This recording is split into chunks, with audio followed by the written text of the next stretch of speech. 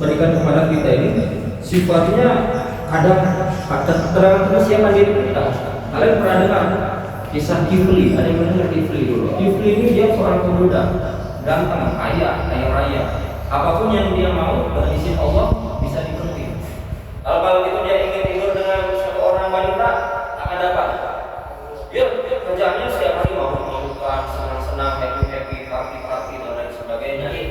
Iya, suatu ketika dia menyewa seorang wanita seharga 70 dinar untuk menemaninya tidur malam short time sebetulnya ya. Maka ketika Kifli ini sudah berada di antara dua kaki wanita ini, tiba-tiba dengan izin Allah wanita tersebut mengatakan, wahai Kifli, takutlah kepada Allah, sambil menangis. Sesungguhnya aku tidak rindu engkau menemaniku malam ini kecuali kau telah menghalalkan. Kata Kifli, aku yang 70 dinar, aku menerimanya. Ketahuilah kata si wanita ini, aku menerima 70 dinar tersebut karena keluargaku miskin dan saat ini aku sedang membutuhkannya. Maka ini Kifli pun menangis, ya Allah, aku telah berbuat nista, ya Allah. Aku telah ingin menodai seorang wanita yang masih suci. Maka ini Kifli sambil berjauh mengatakan, wahai wanita, engkau mintakanlah ampun kepada Allah dan diberikan Kifli untuk bertaubat, dan itu 70 dinar silahkan kau berikan kepada keluargamu. Akhirnya hidayah pun Allah berikan kepada Kifli malam itu. Padahal sudah berada di antara dua kaki wanita tersebut. Apa orang-orang kampung, orang-orang negara tersebut tidak tahu bahwa Kifli telah bertaubat, telah beriman, Allah kasih hidayah. Mereka tahunya Kifli itu orang yang bengal, orang yang suka main cewek, orang yang suka mabuk-mabukan, party, happy. Tapi Allah SWT maha kasih sayang. Zaman dulu Bani Israel ini, apabila ada satu dosa, biasanya sama Allah dituliskan di depan pintu rumahnya dosa apa dan kemudian kifaratnya apa. Tapi umat Rasul diizinkan oleh Allah untuk bertobat dan beristighfar ketika setelah bermaksiat. Kalau zaman dulu dosa aku, misalnya doa gosok, terus kemudian harus diapain, itu ada ditulis di pintu rumah mereka masing-masing. Demikian juga Kifli ketika itu. Maka Kifli dicabut nyawanya oleh Allah, meninggal dunia malam itu. Dan apa yang terjadi? Allah Subhanahu wa taala tuliskan dengan tinta emas di depan pintu rumahnya. Tulisan apa? Innallaha qad ghafara lil kifl.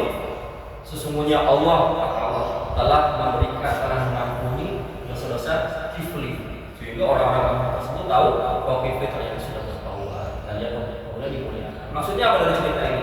Jemaah yang mulia, bisa jadi dari satu malam yang Allah berikan kepada kita, saat itu Allah memberikan kita hidayah. Maka kita jangan sampai berputus asa dari rahmat Allah. Ya ayyuhalladzina amanu ittaqullah, bertakwalah kepada Allah wahai orang-orang beriman. Kita tidak tahu, mungkin malam ini kalian beriktikaf, Allah berikan hidayah kepada kalian. Yang tadinya suka gosok, yang tadinya suka jahil, ya enggak? Yang tadinya suka nyiram-nyiram temannya ketika lagi dua, yang tadinya suka bau-bau yang enggak jelas, suka bercadang, ya enggak? Siapa tahu malam ini Allah perbaiki diri kita. Tergantung niat kita. Maka niat kita satu hari besok ini adalah supaya Allah memperbaiki diri kita, memperbaiki kita, bukan sekedar having fun ya. Kita berniat untuk agar Allah memperbaiki iman kita, imaniyah kita, ubudiyah kita, muamalah dan akhlak kita. Bagaimana kita senantiasa taat kepada Allah Subhanahu wa taala. Dan jangan lupa doakan orang tua kalian. Mungkin ada di antara orang tua kalian yang belum melangkahkan kaki ke masjid. Kalau doakan ya Allah, ampunilah dosa saya ibu hamba, berikan mereka hidayah ya. Kemudian jangan lupa doakan guru-guru kalian, ya Allah berikanlah ampunan dan hidayah kepada guru-guru kami, kepada teman-teman kami juga. Karena apa? Ketika seseorang keluar di jalan Allah ini luar biasa, tingkat ijabahnya tinggi di hadapan Allah Subhanahu wa taala. Salah satu doa yang diijabah oleh Allah adalah doa orang yang sedang keluar di jalan Allah Subhanahu wa taala. Dalam satu keterangan Rasul sabdakan, man farra bi dinihi min ardin ila ardin walau kana syibran faqad istawjaba al-jannah.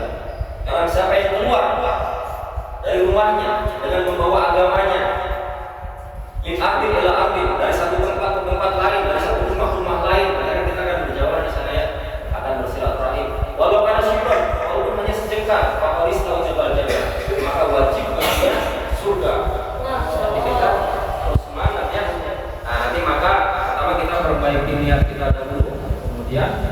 Niat kita apa? Memperbaiki diri, memperbaiki diri kita ya, terutama memperbaiki hubungan kita dengan Allah. Karena Allah cinta sekali sama orang-orang yang mau berjuang di jalannya. Nah, kemudian ada usul-usul dakwah, ada aturan. Apabila kita ingin agar Allah memperbaiki diri kita, pertama 4 hal yang harus diperbanyak, yaitu perbanyak apa? Dakwah ilallah. Kalian sama teman-teman kalian, Allah Khalik, Allah Malik, Allah Razik, pokoknya sampaikan kebesaran Allah, bicarakan agama selama 1-2 hari ke depannya. Kemudian yang kedua, perbanyak apa? Zikir wal ibadah. Ya. Zikir ibadah. Kalian nanti walaupun nanti bisa di jalan kalian sambil zikir petangnya. Kemudian kalian selama keluar jalan Allah banyak-banyak baca Quran ya. Karena kata Rasul, orang yang membaca Quran di jalan Allah ini 1 hurufnya bisa 1000 kebaikan. 1 huruf ya, bukan 1 ayat, 1 huruf kebaikan. Dilipat gandakan sampai 700.000 kali setiap amal. Itu bagi yang bujangan ya. Dalam satu keterangan dilipat gandakan lagi bagi yang sudah menikah dikalikan 700.000 kali lagi. Jadi 49 juta kali lipat satu amal. Coba makanya niat kalian ya, niat semua perbaiki diri kita. Kemudian perbanyak apa? Ta'lim wa ta'alum. Dakwah ilallah, ta'lim wa ta'alum, zikir wa ibadah. Ta'lim wa ta'alum, kalian nanti belajar cara sholatnya Rasul ya, ada pada Rasul terutama. Kemudian bagaimana cara silaturahim yang benar. Kemudian khidmat. Kalian perhatikan, perbanyak khidmat. Nanti mungkin ada di masjid atau di tempat kita ini ada sampah, atau mungkin sampah tersebut itu khidmat kepada masjid. Khidmat kepada teman kita, minimal khidmat ini jangan menyusahkan orang. Jadi kalian bawa bedding masing-masing, jangan sampai minjam teman. Ya, ini ada masih udah ini sudah komplit kalian. Ya, bedding, jaket tebal karena kita insya Allah akan dihantarkan ke tempat yang dingin ya, Ranca Bali, insya Allah. Nah, kemudian boleh nanti bawa seadanya baju-baju, khawatirnya barang kehujanan atau basah atau gimana ya. Satu setel aja yang dipakai dan 1 setel yang di tas kita. Bawa kaos kaki kalau bisa, bawa kaos kaki soalnya dingin kaki kita ya nanti. Nah, kemudian khidmat. Tahu nggak? Asbab khidmat ini Allah bisa masukkan seseorang ke dalam surga. Kepirangan satupun hanya sekadar membuang sampah. Kan saya sering cerita ya, dahulu di Madinah ini ada seorang wanita yang kerjaannya setiap hari memunguti sampah di masjid, dibuang. Sampah di masjid, seorang wanita. Tidak lama wanita ini meninggal dunia dan Rasul tidak tahu wanita ini meninggal. Maka ketika Rasul tiba di masjid ditanya, mana wanita yang biasanya memunguti sampah di masjid? Maka sahabat mengatakan, ya Rasulullah, dia telah meninggal tadi malam. Maka Rasul sabarkan, seandainya kalian ada yang meninggal di antara kalian, tolong kasih tahu aku. Akhirnya Rasul pun diminta dihantarkan ke masjid tersebut dan Rasul pun mensolasinya. Mungkin sholat gaib ya. Dan kemudian setelah itu Rasul mengatakan, ini ra'aituha fil jannah lima talaqul wada minal masjid. Sesungguhnya aku melihat wanita ini berada di dalam surga. Dikarenakan apa? Karena kebiasaannya memunguti sampah dari masjid. Oh, bayangin, hanya ada memunguti sampah dari masjid dibuang di tempatnya, maka Allah merasa layak hanya memasukkan wanita ini ke dalam surga. Ini belum wanita ini enggak ahli tahajud, enggak ahli sedekah, tapi yang amalnya yang Allah cintai yaitu kebiasaannya memunguti sampah dari masjid. Ya, soalnya nanti di sini juga bisa kalian amalkan. Mungkin kalian zikirnya tidak beribu-ribu seperti yang lainnya. Mungkin kalian baca Qurannya sambil nyatu. Tapi mungkin dengan asbab kalian atau kita memunguti sampah dari masjid, ada kesempatan Allah masukkan kita ke dalam surga. Ya, dakwah ilallah, ta'lim wa ta'alum, zikir ibadah dan khidmat. Kemudian 4 hal yang harus dikurangi. Pertama, kurangi masa makan dan minum. Kurangi masa makan dan minum. Kurangi masa tidur dan istirahat. Nanti wayahnya kalian harus siap dibangunkan untuk sholat duha, sholat tahajud ya. Kemudian kurangi keluar masuk masjid. Kurangi keluar masuk masjid. Harus tetap di dalam masjid. Kemudian yang keempat adalah kurangi bicara yang sia-sia. Kurangi yang bicara yang sia-sia. Kemudian selanjutnya 4 hal yang harus dijaga. Pertama, jaga ketaatan kepada amir.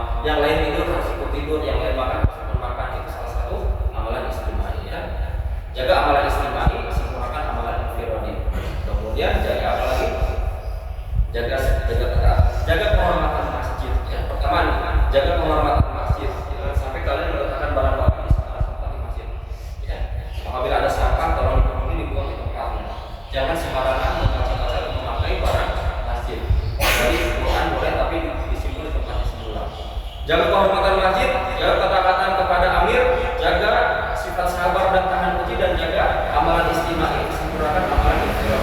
Nanti kita jelaskan di sana. Kemudian 4 hal yang harus ditinggalkan.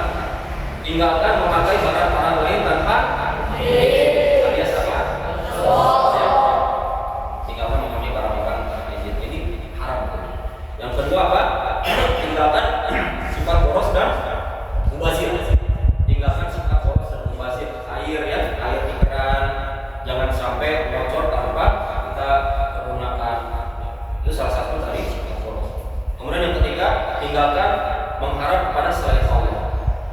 Keempat, tinggalkan meminta kepada selain Allah. Mengharap dan meminta hanya kepada Allah. Contohnya ketika makan. Dalam makan adanya hanya 2 benda yang boleh kita minta. Apa saja? Pertama, air dan garam. Ya. Selain daripada 2 benda itu, jangan kita minta. Misalnya nasi jangan. Ya. Lauk jangan. Cukup kita diam aja. Nanti yang bagian khidmat nawarin nasi, insya Allah. Baru gitu ya. Yang bagian khidmat harus paham, harus mengerti. Yang makmurnya juga harus menahan diri dari mengharap dan meminta. Ya. Air dan garam. Karena mencicip garam ini salah satu sunnah dan kebiasaan Rasul yang menjadi asbab kesehatan kita. Kemudian itu 4 hal yang ditinggalkannya. Kemudian 4 hal yang jangan dibicarakan, jangan disentuh. Pertama, jangan sentuh masalah politik praktis dalam dan luar negeri. Saya percaya kalian tidak akan menyentuh politiknya, biar yang dewasa yang sudah. Kemudian jangan menyentuh masalah khilafiyah, perbedaan pendapat di kalangan ulama. Ya, mungkin kita tidak akan membahaskan lebar. Ketiga, jangan bicara masalah aib masyarakat atau aib diri sendiri. Itu nanti kita akan bahas di sana. Yang keempat adalah jangan bicara masalah status sosial dan derma. Jangan ada kesan kita minta sumbangan. Makanya kita bawa bekal masing-masing. Ini kalau ngomong udah bawa bekal masing-masing ya. Ya. Kalau mau jajan, kalau mau keluar masjid, izin dulu sama amir. Ya. Izin dulu sama amir. Ini sama saya atau sama Pak Taufik nanti ya. Izin dulu sama amir supaya ketaatan. Rasul sampaikan bahwa siapa yang dia keluar dari jemaah, walaupun hanya sejenak dan dia mati dalam keadaan seperti itu, maka matinya antara 2 pilihan, mau mati secara Yahudi atau Nasrani. Maka apabila kita mau pergi keluar, ada keperluan, bilang dulu sama amir, izin dulu baru kemudian setelah itu keluar. Ya, usul dakwah ini apabila kita amalkan, insya Allah silah asbab Allah perbaiki imaniyah kita dan ibadah, amalan, pasor dan akhlak kita. Ya, ingat banyak-banyak berdoa karena selama bulan Allah ini tidak sembarangan. 70.000 malaikat akan Allah turunkan untuk menemani 1 orang di antara kalian. Pokoknya 70.000 malaikat 1 orang. Ya. Mungkin kalau kalian nanti suatu saat Allah hantar 4 bulan, nanti mungkin akan mengalaminya. Kita sudah biasa melihat jemaah lagi jalan, atau orang-orang kampung melihatnya 100-an orang pakai baju putih, itu sudah biasa ya. Bersama jemaah-jemaah jalan kaki. Nah kita niatkan ya, nanti ketika keluar dari masjid ini dengan kaki kiri, ada pada perjalanan diamalkan. Kemudian siapkan lagi kita setelah ini musyawarah apa-apa yang harus dibawa, buku taklim, fadilah amal sudah bawa, yang sudah bawa. Nah, nanti kita tunjuk sama orang yang pernah jawabnya ya. Minta apa hadis, kemudian magicom bawa, aman ya, magicom ya. Nanti perkhidmatan gimana nih? Nanti kita musyawarah ya, perkhidmatan. Tapi magicom bawa ya. Kemudian bawa peralatan mandi masing-masing. Dan nanti kita masuk ke bis atau kendaraan dengan kanan, kemudian duduk dengan alhamdulillah. Nanti kita keluar masjid kaki kiri, kemudian injak sandal kiri dengan kaki kiri, masukkan kaki kanan ke sandal kanan dengan mengucapkan bismillah, kemudian alhamdulillah. Ini sunnahnya begitu ya. Rasul sampaikan apabila seseorang keluar di jalan Allah, maka malaikat 3 kali berdoa buat dia. Ya Allah, ampuni si fulan. Ya Allah, ampuni juga keluarga yang ditinggalkan. Ya Allah, pertemukan mereka kembali nanti di surga karena mereka di dunia sudah berpisah untuk agama. Nah, setelah itu kita masuk ke kendaraan. Bismillah. Setelah mulai berjalan, doanya apa? Subhanallah sabana ada wa kunna lahu muqrinin wa inna ila rabbina lamunqalib. Sudah pernah hafal kan? Az-Zukhruf ayat 13. Surat Az-Zukhruf ayat 13. Kemudian kita baca hamdalah 3 kali. Alhamdulillah, alhamdulillah, alhamdulillah. Kemudian takbir. Allahu akbar, Allahu akbar, Allahu akbar. Setelah itu baca doa, subhanaka inni qad zalamtu nafsi faghfirli fa innahu la yaghfiru dzunuba illa anta. Dapat hafal ya mudah-mudahan ya. Nanti kita hafalin di sana ya. Makanya banyak-banyak belajar. Setelah itu baik atau bagus sekali baca doa Allahumma hawwin alaina safrana hadza wa ta'ala wa'adahu Allahumma anta sahibu fis safari wal khalifatu fil ardi. Ini banyak sekali doa-doa yang harus kita hafalkan dan belajar dan hafalkan. Makanya semakin sering kita keluar di jalan Allah, semakin sering ilmu Allah buka dalam hidup kita. Nah, ingat ya. Kemudian apabila jalan menanjak, apa doanya? Takbir. Allahu Akbar, Allahu Akbar, Allahu Akbar. Pimpinan 3 kali. Kemudian menurun. Subhanallah, subhanallah, subhanallah. Mendatar. Alhamdulillah, alhamdulillah, alhamdulillah. Belok belok. La haula wala quwwata illa billah. Jadi setiap perjalanan ada zikirnya. Ketika melihat masjid kita bersolawat. Ketika melihat peribadatan agama lain atau orang kafir, kita sambil isyarat dari kiri. La ilaha illallah, la ilaha illallah, la ilaha illallah, la ma'budu illallah. Tidak ada yang sembah selain Allah. Tapi jangan ngejos dengan mentang-mentang aja.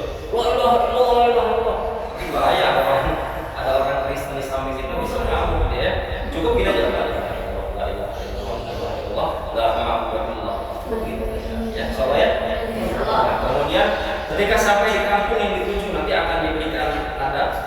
Kita baca doa apa? Allahumma barik lana fiha, Allahumma barik lana fiha, Allahumma barik lana fiha, Allahumma rzuqna jannah wa habibna ila aliha wa habib sholihi aliha ila jannah. Pasti kalian sudah ada hafal ya? Ya, 4 bulan semua yang soleh. Semakin keluar semakin Allah berikan kefahaman kepada kita semua. Doa masuk kampung itu. Setelah itu doanya Nabi Nuh alaihissalam ketika Allah mendaratkan aminnya, aminnya ya. Sekarang masih ada apa doanya? Allahumma anzil, Allahumma anzil munzalan mubarakah wa anta khairul munzilin. Rabbi anzilni munzalan mubarakah wa anta khairul munzilin. Itu doa ketika kita sampai di tempat yang kita tuju. Setelah itu jangan dulu masuk ke dalam masjid. Kita kumpul dulu doa sambil ditartib sama amirnya, kemudian masuk ke masjid. Karena ini kita menjelang maghrib, sebaiknya kita tahiyatul masjid kita ganti dengan tasbih subhanallah walhamdulillah wala ilaha illallah wallahu akbar. Kemudian duduk musyawarah ya. Jangan lakukan apa-apa dulu, jangan ke warung dulu. Setelah sampai di tempat yang tuju, kita doa dulu di luar masjid dan kemudian kita letakkan barang-barang kita di satu tempat. Jangan mencar ya. Setelah diletakkan di satu tempat, kemudian ditutup dengan kain. Setelah itu kita duduk dalam musyawarah. Setelah sebelumnya bertasbih. Ya, insyaallah ya. Nanti apabila ada orang tempatan, orang kampung, kita perkenalkan diri kita. Alhamdulillah Pak, depannya abdi fulan misalnya habis Faiz. Tapi Bapak saya namanya gitu ya. Belajar ya, belajar perkenalan kalian. Nampakkan Amir Narendra, Amir Rendika, tapi Bapak saran saya. Nanti besok dilaporkan. Kalian belajar berkenalan dengan orang-orang kampung. Supaya apa? Supaya kita terbiasa lisan kita membicarakan Allah ya, membicarakan kalimat Allah. Insyaallah ya. Nanti besok dimusyawarakan, dilaporkan. Saya sudah ketemu sama siapa